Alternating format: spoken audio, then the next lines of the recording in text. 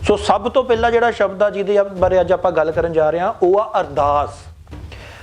अगला साडा शब्द है जी औरत। औरत शब्द किवें आया पंजाबी दे विच ते इहदे पिछे दी कहानी की है, ये बहुत ज़्यादा रोचक जिहड़ी गल आ।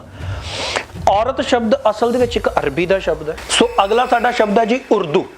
जदों भी असीं उर्दू सुणदे हां तां साडे दिमाग दे विच आ जांदा मुसलमानां दी भाषा, पर जे असल विच देखिया जावे ते इस भाषा दा जिहड़ा जन्म होया इत्थे हिंदुस्तान दे विच होया।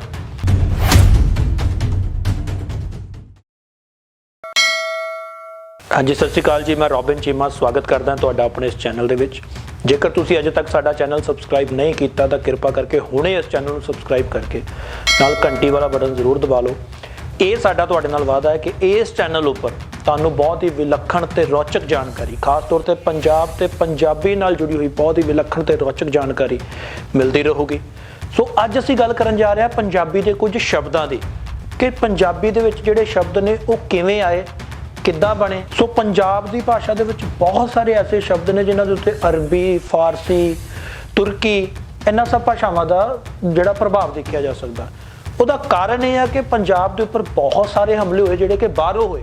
ਸੋ ਜਦੋਂ ਵੀ ਕੋਈ ਧਾੜਵੀ ਬਾਹਰੋਂ ਆ ਕੇ ਪੈਂਦਾ ਸੀਗਾ ਤੇ ਉਹ ਆਪਣੇ ਕੁਝ ਲਫ਼ਜ਼ ਇੱਥੇ ਛੱਡ ਜਾਂਦਾ ਸੀਗਾ ਤੇ ਸਾਡੇ ਕੁਝ ਲਫ਼ਜ਼ ਜਿਹੜਾ ਆਪਣੇ ਨਾਲ ਲੈ ਜਾਂਦਾ ਸੀ। ਤੇ ਇਸੇ ਕਰਕੇ ਹੀ ਪੰਜਾਬੀ ਭਾਸ਼ਾ ਦੇ ਵਿੱਚ ਅਰਬੀ, ਫਾਰਸੀ, ਤੁਰਕੀ ਤੇ ਹੋਰ ਵੀ ਕਈ ਜ਼ੁਬਾਨਾਂ ਦੀ ਜਿਹੜੀ ਆ ਉਹ ਰਲਗੱਡ ਹੁੰਦੀ ਗਈ। ਸੋ ਅੱਜ ਕੁਝ ਸ਼ਬਦਾਂ ਦੇ ਉੱਪਰ ਆਪਾਂ ਤਸਕਰਾ ਕਰਾਂਗੇ ਕਿ ਜਿਹੜੇ ਬਾਹਰੋਂ ਆ ਕੇ ਇੱਥੇ ਪੰਜਾਬੀ ਦੇ ਵਿੱਚ ਬਹੁਤ ਜ਼ਿਆਦਾ ਮਸ਼ਹੂਰ ਹੋ ਗਏ ਤੇ ਪੰਜਾਬੀ ਦੇ ਹੀ ਬਣ ਕੇ ਰਹਿ ਗਏ। सो सब तो पहला जिहड़ा शब्द आ जिहदे बारे अज आपां गल करन जा रहे हां वो आ अरदास।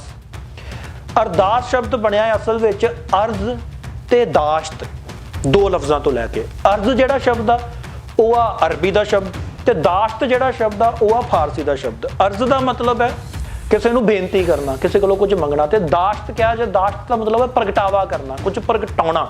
सो इस तरह ही अर्ज तो अर ते दाश्त तो दाश लैके अरदास बन गया कि वाहिगुरू अगे अपने लफ्ज़ों का प्रगटावा करना बेनती के रूप दे विच। सो इस तरह अरदास शब्द बनया। इस तो इलावा भाई कान सिंह नाभा होना ने इसनूं अर्ध आस भी दस्या है। अर्ध का मतलब है मंगना ते आस का मतलब है आस करनी। सो भाई कान सिंह जी नाभा अनुसार के मंग के वाहिगुरू कोलों मंग के फिर उस पर आस करनी कि मिलूगा। सो इस तरह अरदास शब्द जिहड़ा है होंद विच आया। इस तो अगला शब्द है जी अरब। अरब मतलब अरब देश। सो अरब शब्द किवें बनिया, इहदे पिछे भी बड़ी एक इंटरस्टिंग स्टोरी है। यमन दा एक बादशाह सीगा कुतहान। उहदे घर जदों पुत्तर दे जन्म लिया ते कुतहान बादशाह ने उहदा नाम रखिया यअरब। यअरब, यइया अगे अरब। ते इस यअरब ने बाद विच जिहड़ा अरब देश आ वो आबाद कीता सीगा, ये अरब देश नूं वसाया सीगा। इसे लई इस यअरब बादशाह दे नाम दे उपर इहदा नाम पै गया अरब। इस करके जिन्नियां भी साडियां अरब ਦੀਆਂ कंट्रियां ने उन्होंने अरब कहा जाता क्योंकि वो सारे का सारा इलाका इसे ही अरब ने वसाया सीगा। अगला साडा शब्द है जी औरत। औरत शब्द किवें आया पंजाबी दे विच ते इहदे पिछे दी कहानी की है, ये बहुत ज़्यादा रोचक जिहड़ी गल आ। औरत शब्द असल दे विच एक अरबी दा शब्द है ते औरत शब्द दे जे असल मायने असीं देखीए ते औरत शब्द दे असल मायने ने शरीर के वो अंग जिन्होंने शरेआम नहीं दिखाया जा सकता। जिन्होंने मैं थोड़ा जिहा होर सौखा करके दसां तो मर्द जां इस्त्री के शरीर के जोड़े प्राइवेट पार्ट्स ने उन्होंने अरबी दे विच औरत कहा जाता सी। हुण तुहानूं पता है कि उन्हां दी ऐसी प्रथा है कि वो अपनी जिहड़ियां इस्त्रियां ने उन्होंने सिर तो लैके पैरों तक बुरके च रखते हैं, उन्हां दी ये प्रथा है। सो इस करके उन्हां दा ये मनना है कि इस्त्री के शरीर का कोई भी अंग बगैर गैर मर्द के अगे नहीं दिखाया जाना चाहिए। इस करके उन्होंने अपन इस्त्रियां नूं औरत कहना शुरू कर दिता सी। ते जदों शब्द घुमदा घुमाउंदा पंजाबी विच आया तो सानू लगा कि वो अपन इस्त्रियां नूं औरत के नाम तो जानते हैं, इस करके असीं भी अपन इस्त्रियां नूं औरत कहना शुरू कर दिता।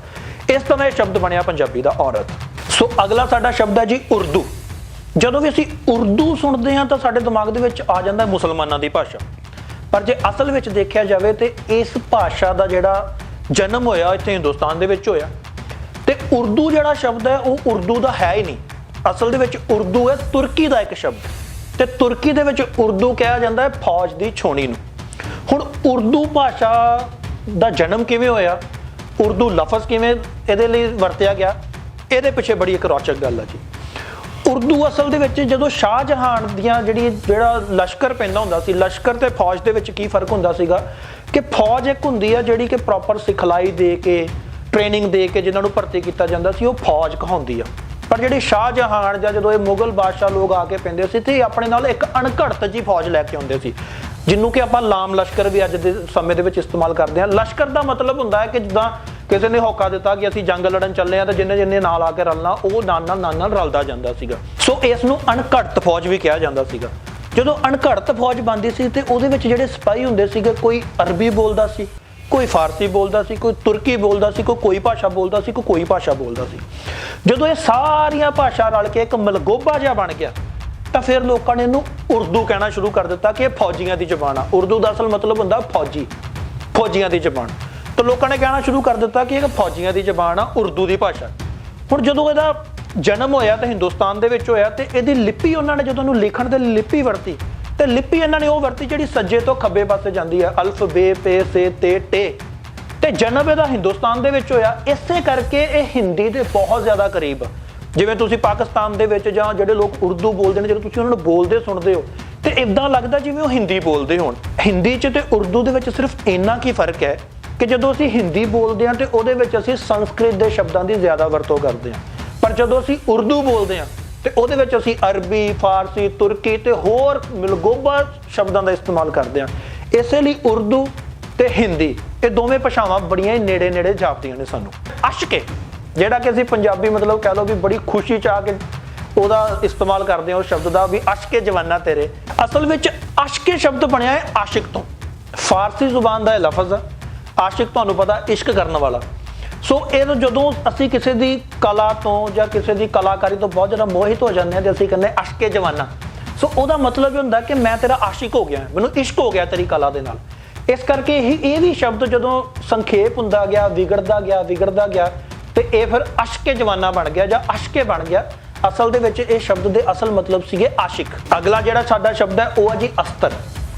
अस्तर शब्द असीं इस्तेमाल करते हैं उस बंदे लई जिहड़ा कि बहुत ज़्यादा खचरा होवे, चुप कीता होवे पर अंदरों शैतान होवे, दिल दा कोड़ा होवे, ਉਹਦੇ ਲਈ ਅਸੀਂ अस्तर शब्द इस्तेमाल करते हैं कि ये बंदा बहुत अस्तर है भाई, भी बहुत चलाक आ, दिलों बहुत ज़्यादा चलाक बंदा है या अंदरों बहुत ज़्यादा चलाक आ। अस्तर शब्द आया कित्थों? ये फारसी का शब्द आ। जदों असीं जिवें बाहरों कोई कपड़ा पाया हुंदा ते असीं उहनूं कहने आ वस्त्र, ते जदा साडा बाहरी कपड़े दे अंदरले बन्ने जिहड़ी तैह लगी हुंदी आ उहनूं असीं कहने आ अस्तर। सो इसे अस्तर तो अस्तर असीं लोकां लई वरतना शुरू कर दिता ਉਹ ਬੰਦੇ ਲਈ कि ਜਿਹੜਾ अंदर खाते बहुत ही छुपिया होवे पर होवे बहुत शैतान। सो इस करके अस्तर शब्द इत्थों आया। सो ये सीगे जी कुछ शब्द जिन्हां बारे अज आपां तस्करा करके तुहानूं ये दस्सण दी कोशिश कीती है कि शब्द पंजाबी विच किवें आए ते इन्हां दी जिहड़ी बुनियाद आ वो कित्थों आई, अरब तो आई, फारसी तो आई, तुर्की तो आई। जेकर तुहानूं साडी ये वीडियो चंगी लगी है तो इसनूं हुणे लाइक करो ते कमेंट करके ये जरूर दस्सिओ कि तुहानूं किहड़ा शब्द जिहड़ा सब तो ज़्यादा वधिया लगा इन्हां दे विचों। ते जेकर तुसीं इसे तरह की होर भी विलक्षण ते रोचक जानकारी लैना चाहुंदे हो तो हुणे साडे चैनल नूं सबसक्राइब करके घंटी दा बटन जरूर दबा दिओ, क्योंकि ये साडा तुहाडे नाल वादा है कि असीं इसे तरह की रोचक ते विलक्षण जानकारी इस चैनल के उपर लैके आंदे रहांगे। सत श्री अकाल जी।